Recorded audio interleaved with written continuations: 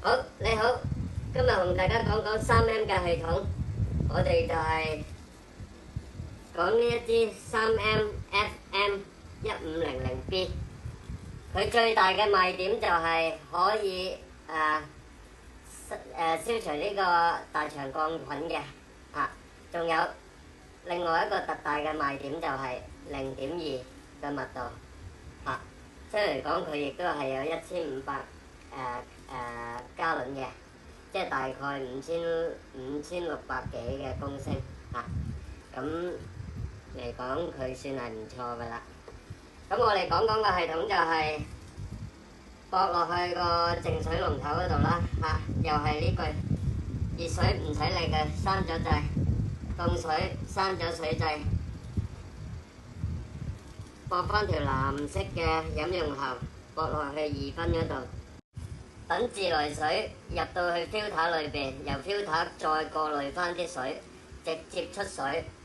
咁我哋就可以直接飲用啦。基本上有 NSF 42及53嘅 cert 你先可以直接飲用直飲如果都係因人而異嘅，但係只有42嗰啲濾水深，麻煩你哋真係唔好直飲啦，因為只不過42只不過係改善口感嘅你哋買 filter 都係為咗健康啫。如果買一啲代用嘅 filter， 我就唔係太建議啦。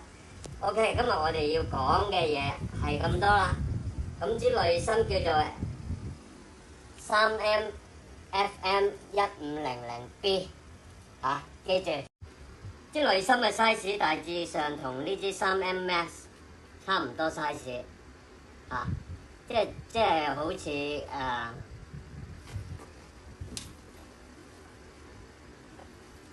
如果3支嚟講，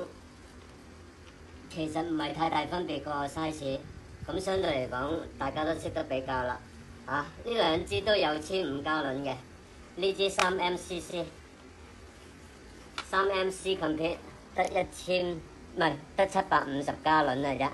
而且有好多功效都係未必做得到噶呢隻其實係基本嘢嚟嘅咋記住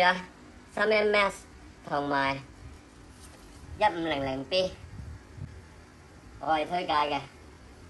好啦，今日講住係咁多先，希望大家會鍾意。